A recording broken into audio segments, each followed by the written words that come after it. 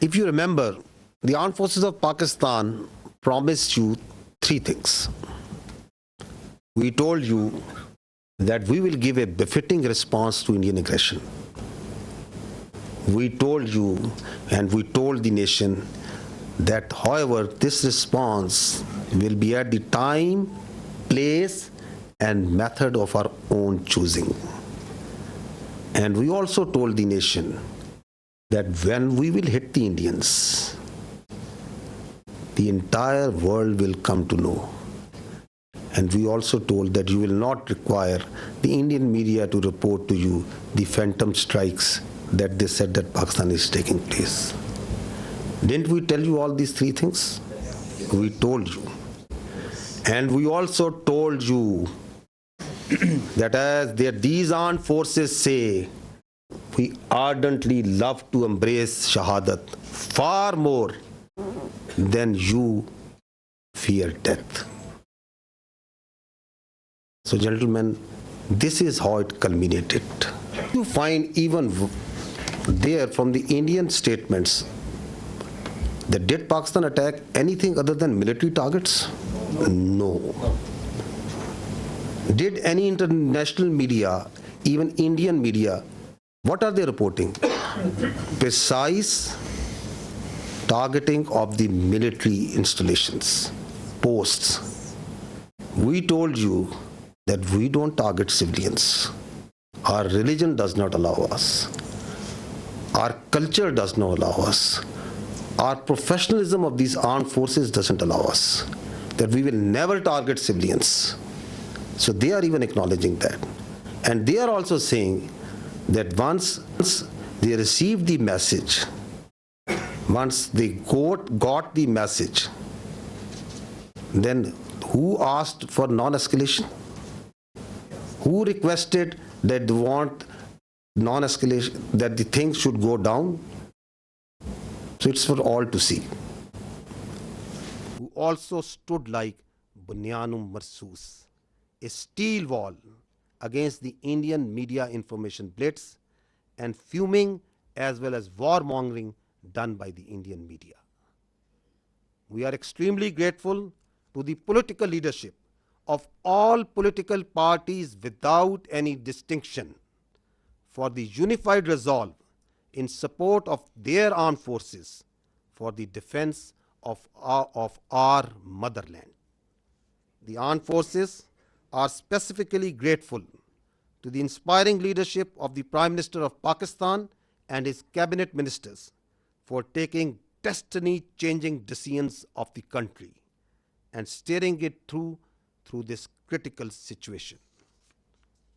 Let me share now the operational details of Operation Bunyanum Marsus.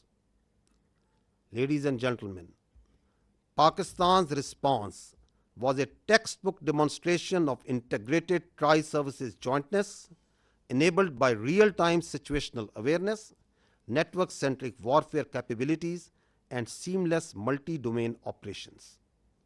This synergy across air, land, sea, and cyber domains allowed for precision engagements, overwhelming lethality, and rapid tempo. All platforms operated in synergy, delivering coordinated effects at carefully selected decisive points.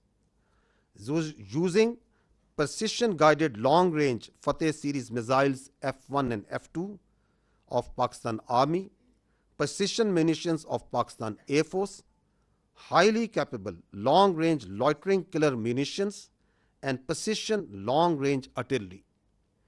26 military targets as well as facilities that were used to target Pakistani citizens and those enterprises that were responsible for fomenting terrorism in Pakistan were engaged in Indian illegally occupied Jammu and Kashmir and also mainland India. The targets included Air Force and aviation bases at Suratgarh, Sirsa, Bhuj, Nalia, Adampur, Bhatinda, Barnala, Halwara, Avantipura, Srinagar, Jammu, Udhampur, Mamoon, Ambala, and Pathankot, which all sustained major damages. BrahMos tourist facilities at Beas and Nagrota were also destroyed, which had fired missiles on Pakistan, killing innocent civilians, our flower like children, our ladies, and our elderly. S-400 battery system at Adampur and Bhuj was also attacked by our proud Pakistan Air Force. Military logistic and support sites which helped sustain this unlawful operation against innocent Pakistani civilians, like Field Supply Depot at Uri and radar station at Poonch, were also targeted. Military command headquarters, which helped plan the operational killing of our innocent citizens, especially the children, including 10th Brigade and 80 Brigade at KG Top and Nushaira, were also destroyed. Facilities which harbor, train and capacitate proxy elements that perpetrate terrorist attacks inside Pakistan, which kill innocent civilians, were specifically identified and destroyed.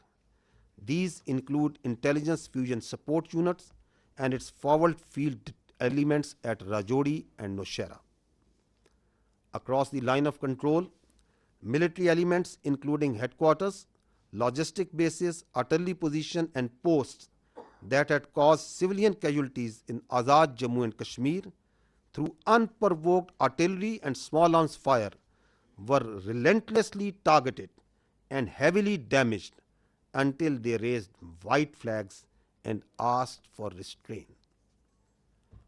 India used drones to violate Pakistani airspace to intimidate our civilians and spread fear.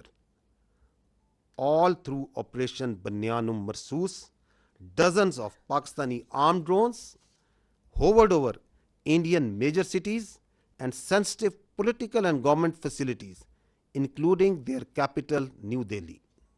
And from Indian illegally occupied Jammu and Kashmir all the way up to Gujarat to manifest clearly our lethal long-range unmanned capability, to indicate the futility of the use of this domain in warfare. Pakistan Armed Forces also carried out comprehensive and effective cyber offensive to temporarily cripple and degrade critical infrastructure and services that were being used by Indian Armed Forces to sustain their operations. Let me tell you that Pakistan Armed Forces possess an adequate suite of very sophisticated niche military technologies, only some of which were used with restraint in this conflict, and there are many more such capabilities being kept as future surprises.